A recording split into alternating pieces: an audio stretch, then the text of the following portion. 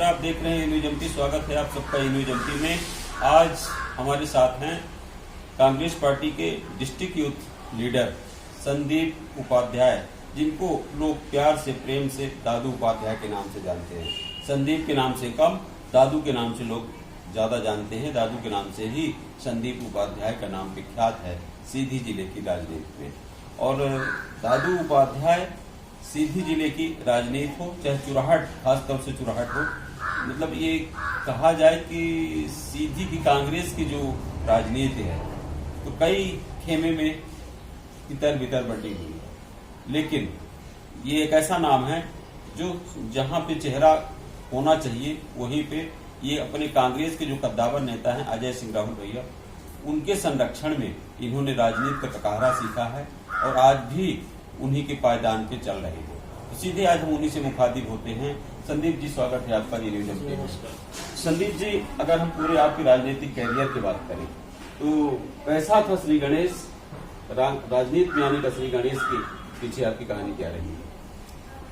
राजनीति में मुझे लगभग 28 वर्ष हो गए। मेरा कोई पारिवारिक या बैकग्राउंड राजनीतिक नहीं रहा। कर्मचारी साधारण का परिवार से था और राजनीति में मेरा थोड़ा सा कहना चाहिए ईश्वरीय प्रदत्त है। छात्र जीवन से ही स्कूल कॉलेज टाइम से थोड़ा नेतृत्व करने की आदत थी और न्याय के लिए लड़ने की, इसलिए मैं धीरे धीरे घर खिंचता चला है और 95-96 में कांग्रेस पार्टी से जुड़ा। 97 में कमलेश्वर जी और राहुल भैया जी की कृपा से उन्हें NSCI का जिला अध्यक्ष बनाया गया। इसमें कमलेश्वर भैया भी राजनीति NSCI की कर रहे हैं, उनके साथ में भी था और 2006 तक मैं NSCI का अध्यक्ष रहा। 2008 में मैं पार्षद बना और आज भी मैं कांग्रेस पार्टी के साथ बराबर कार्य कर रहा हूँ। आदरणीय राहुल भैया के नेतृत्व में, उनके मार्गदर्शन में जहाँ कहीं भी पार्टी को उचित लगता है, भेजती है, जो काम सौंपती है उसे काम। आप एसडीएस कॉलेज सीधी के जन भागीदारी के अध्यक्ष भी रहे हैं। बतौर जन भागीदारी अध्यक्ष आपका कार्यकाल कैसा था और किसके नेतृत्व में, किसके वो इसमें देना चाहेंगे, कैसे बने थे जन भागीदारी के अध्यक्ष, क्या रही उसके पीछे की कहानी? जन भागीदारी अध्यक्ष में नगर पालिका में पार्षद था और जन भागीदारी अध्यक्ष के लिए किसी दल या व्यक्ति विशेष की आवश्यकता नहीं होती। गणमान्य नागरिक या निर्वाचित व्यक्ति होना चाहिए। तत्कालीन सरकार में हमारा नाम भेजा गया, जो भी प्रतिनिधि थे उनके द्वारा, और मुझे कॉलेज का जन भागीदारी अध्यक्ष बनाया गया। और मेरे लिए बहुत बड़ी उपलब्धि रही वो कि मुझ जैसे कार्यकर्ता को उस जगह तक पहुंचाएगा। और मैंने बड़े ईमानदारी के साथ 2 वर्ष में बहुत महत्वपूर्ण कार्य किए हैं वहाँ के प्रोफेसर, प्रिंसिपल और छात्रों के सहयोग से, जो आज भी मिसाल है। और हाँ, मेरा कार्यकाल कैसा था वो वहाँ के प्रशासनिक जो लोग हैं या प्रोफेसर हैं या कि छात्र हैं, उनसे आप ज़्यादा बेहतर जान सकते। सत्ता बीजेपी की थी और संदीप उपाध्याय दादू जन भागीदारी अध्यक्ष बनना, क्या बीजेपी के लोगों ने इसको सहजता से स्वीकार किया होगा? ये तो उस समय के न्यूज़पेपर आप देख लीजिए और भारतीय जनता पार्टी के जो कार्यकर्ता नेता रहे उनका प्रतिरोध देख लीजिए तो आपको खुद ही समझ में आ जाएगा क्या था। हाँ, मैंने कहा ना, तत्कालीन जनप्रतिनिधि जो भी थे उनका सहयोग और आशीर्वाद रहा, आज भी है बराबर। एक पारिवारिक और एक समाज के प्रति क्यों नहीं रहता है, सबका रहता है। और राजनीतिक जीवन में तो अगर आपने महाभारत और गीता देखा हो तो परिवार के लोग ही सामने दिखते हैं। संदीप जी, सीधी की राजनीति, खासतौर से कांग्रेस की हम अगर बात करें तो कांग्रेस पार्टी में सीधी और चुराहट की जो परंपराएं रही हैं तो आज काफ़ी इतर है। और अगर मैं यूँ कहूँ कि आज कहीं न कहीं पार्टी नेतृत्व में, खासतौर से आप जहाँ बैठे हैं, जहाँ से आप मिलान करते हैं सीधी की राजनीति, तो आगे का नेतृत्व में कहीं न कहीं हमको अकाल दिखाई देता है या कि कुछ विसंगतियाँ हैं। आप इसको किस चश्मे से देखते हैं? ऐसा कुछ नहीं है। और कभी भी कोई भी क्षेत्र हो, राजनीतिक क्षेत्र हो, सामाजिक क्षेत्र हो, धार्मिक क्षेत्र हो, या पारिवारिक क्षेत्र, किसी के जाने से कुछ दिनों का दुख जरूर होता है, लेकिन उसका काल नहीं पड़ता है। कई लोग जिम्मेदारियां लेने के लिए और आगे आने के लिए तैयार हैं। रही बात कौन रहेगा कौन नहीं रहेगा, प्रदेश नेतृत्व है, जिला नेतृत्व है, हमारे नेता हैं, आदरणीय राहुल भैया जी हैं, कमलेश्वर जी, इन सब के द्वारा जिसको भी दिया जाएगा, जो भी आएगा, वो कांग्रेस पार्टी का आएगा और सबको मिलकर उनका सहयोग करके पार्टी को जिताने का कार्य करना चाहिए। वही मैं भी कर रहा हूँ। मुझे जिला बूथ प्रबंधन की कमेटी का पूरा चेयरमैन बनाया गया प्रदेश के द्वारा, और उस समय पंचायत नगर निगम के चुनाव आ गए, इसलिए वो काम नहीं हुआ, कमेटी गठित हो गई है। 5 नवंबर को दाऊ साहब के जन्मदिन के बाद से मुझे तुम्हारे यहाँ निकलेंगे और पोलिंग बाई पोलिंग बूथ कमेटियों का गठन होगा, ब्लॉक स्तर पर भी गठन हो गया है, वो भी पब्लिश हो जाएगा। और हम कांग्रेस के लिए बूथ में जा के लोगों को तैयार करेंगे। पार्टी समूह और दल और हर व्यक्ति जब तैयार होगा एक मजबूती के साथ, तभी कोई व्यक्ति जीता जा सकता है चुनाव, कोई भी कैंडिडेट रहे। रही बात पिछले में कौन था, उस समय द्विवेदी जी थे। 2018 में भी मैंने थोड़ा सा पार्टी के सामने अपना पक्ष रखा था और पार्टी ने, नेता ने हमको उस स्तर तक पहुंचाया था कि मेरा नाम दिल्ली या भोपाल तक शायद न्यूज़पेपर ये लोगों को जानकारी हो गया था। और अब फिर है, और मैं कोई दावेदार नहीं हूँ, दावेदारी की बात तो मैं प्रतिस्पर्धा से देखता हूँ, तैयारी करता हूँ, तैयार रहना चाहिए। जिस तरह युद्ध का मैदान हो, राजनीति का मैदान हो, हर सिपाही को तैयार रहना चाहिए। सेनापति, सेना या राजा किस व्यक्ति को किस समय कहाँ उतार दे, इसलिए तैयारी का समय 2023 से सबको तैयार रहना चाहिए। पार्टी नेतृत्व जिसे भी मैदान में उतारेगा कि तुम्हें युद्ध लड़ना है तो लड़ेगा, और पूरी सेना उसके साथ रहेगी। पूरी सेना उसके साथ रहेगी। अगर पैराशूट से कोई ऐसा चेहरा उतारा गया, पैराशूट से अगर ऊपर किसी भी कांग्रेस की राजनीति में कोई प्रवेश करता है, उस वक्त कांग्रेस क्या करेगी और आज आप जैसे चेहरे क्या करेंगे? कांग्रेस का जो इतिहास सीधी का रहा है, आप भी थोड़ा पीछे जाइएगा, जहां तक मुझे अनुभव है व्यक्तिगत, कांग्रेस में कभी पैराशूट वाले लोग नहीं आए। ये भारतीय जनता पार्टी में होता है कि कांग्रेस में कोई पैराशूट वाले नहीं आते हैं। यहाँ पे जो काम करता है, जो दौड़ता है, उसी को नेतृत्व मिलता है। आज तक का इतिहास सीधी में ऐसा तो नहीं रहा, मेरे जानकारी। कोई हो तो आपको जानकारी होगी तो बता सकते हैं। काफी चर्चाएं हैं बीच में, इस समय जो धनबल वाले लोग तो पैराशूट से कांग्रेस उतार सकते हैं, क्योंकि कमलेश्वर द्विवेदी, चिंतामणि तिवारी और तरह तरह के जो ब्राह्मण चेहरे हैं तो वो ओल्ड हो चुके हैं। आज की राजनीति में कहीं न कहीं अपने को फिट नहीं पाते हैं कि आपके आला नेता जो है, बड़े नेता हैं, वो नहीं फिट मानते।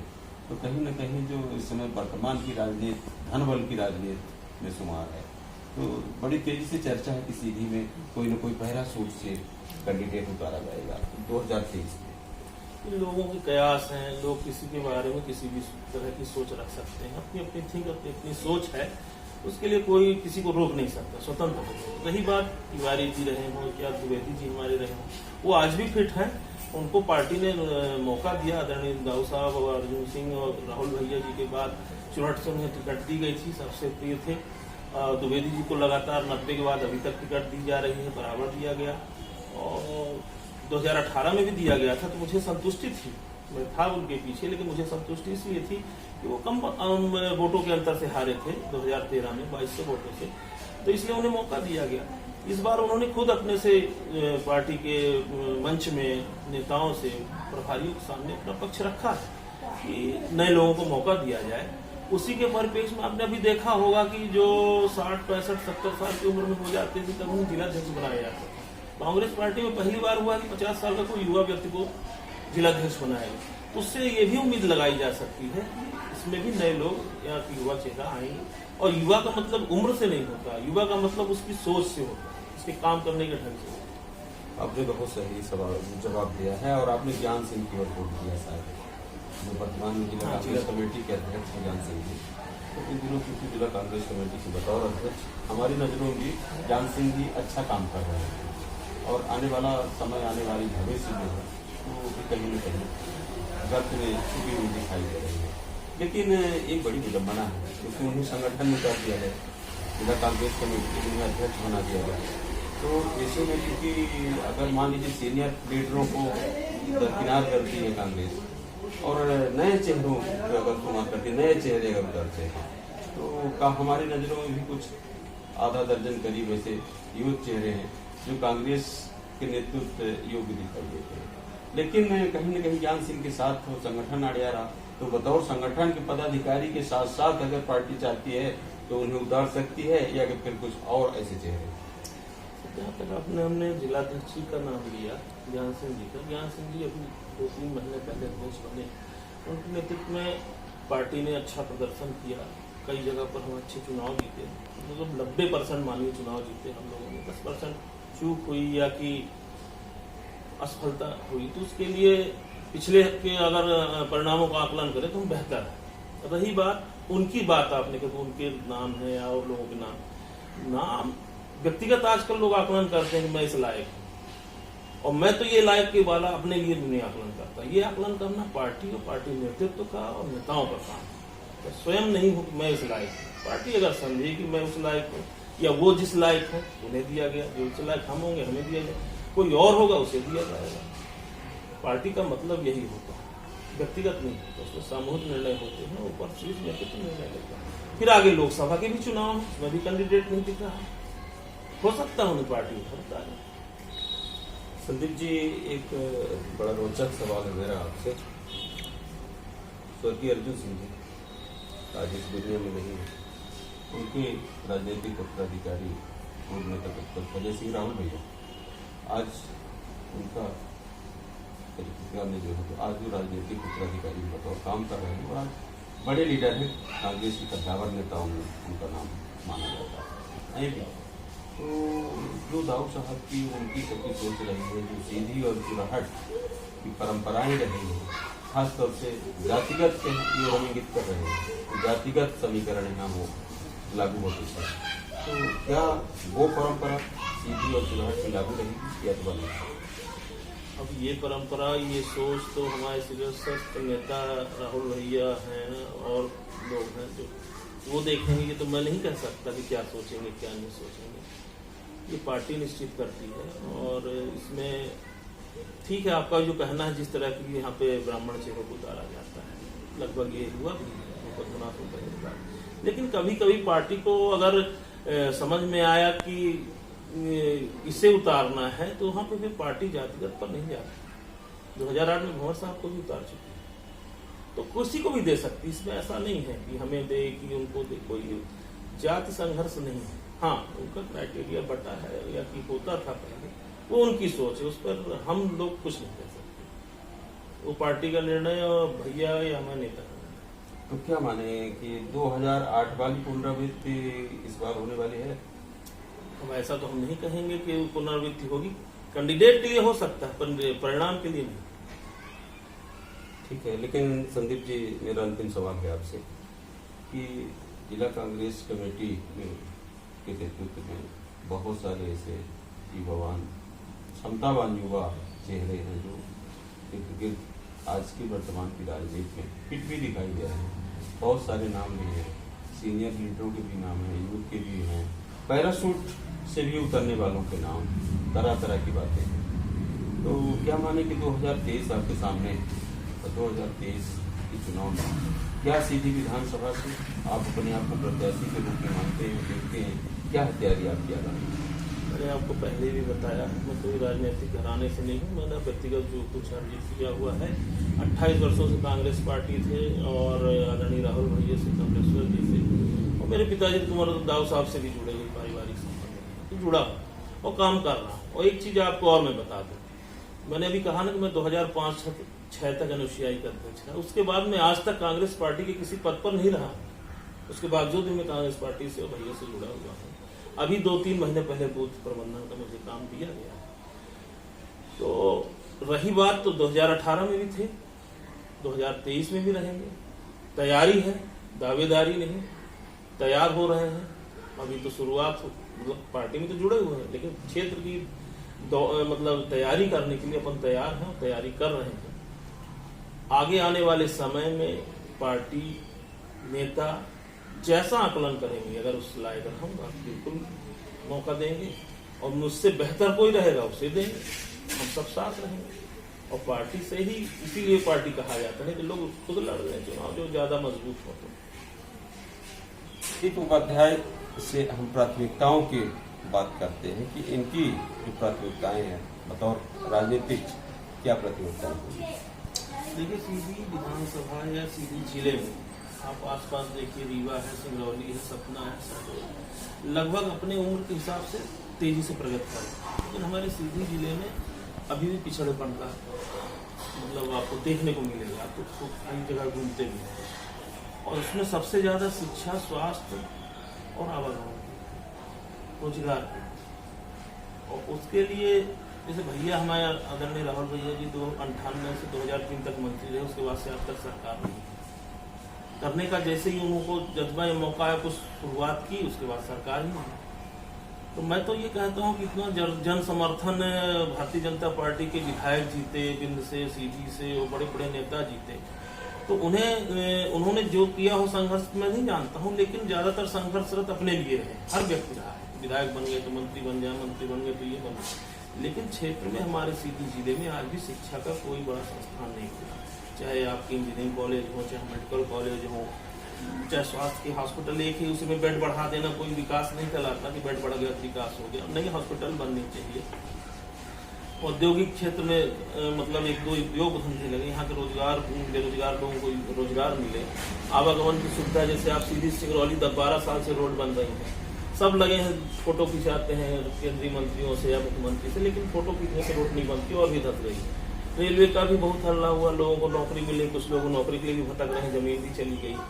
अब कब आई कब होगा ये तो भविष्य के गर्भ में, लेकिन उसके लिए सामूहिक संघर्ष करना चाहिए सर। और मैं नहीं, आप खुद देखते होंगे कि यहाँ के जनप्रतिनिधि सामूहिक संघर्ष नहीं करते, एक दूसरे के टांग खींचे। मेरा सबसे बड़ा प्राथमिकता ये रहेगा, अगर कभी भी पार्टी ने मौका दिया और यहाँ की जनता ने विश्वास दिया तो मैं 5 वर्ष ही मौका लूंगा उनसे। अगर 5 वर्ष में मैंने अगर 60 से 70% शिक्षा, रोजगार, आवागमन और रोजगार के लिए, स्वास्थ्य के लिए काम नहीं किया, मैं दोबारा जनता के पास नहीं जाऊंगा, माफी मांगूंगा।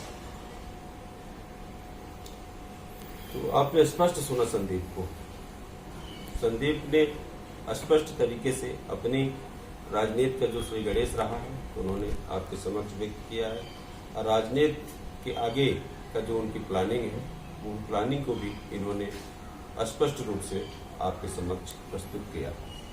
रही बात जरूर 2023 के मिशन को लेके, तो यहाँ अभी ऊहापोह की स्थिति बनी हुई है, लेकिन संदीप की कहीं न कहीं मर्यादाएं हैं। उन्होंने कैमरे के समक्ष भले ही नहीं व्यक्त किया है, लेकिन 2023 के लिए वो अपने आप को फिट मानते हैं और सीधी विधानसभा से कांग्रेस के कैंडिडेट के रूप में अपने आप को देखते हैं और तैयारी में भी जुटे हुए हैं।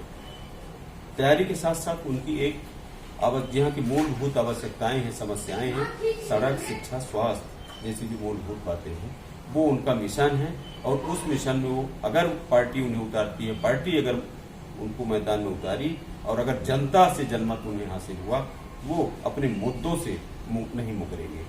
तो बस आज के लिए इतना ही, फिर अगले हफ्ते किसी मेहमान से मुलाकात करेंगे। बहुत बहुत धन्यवाद।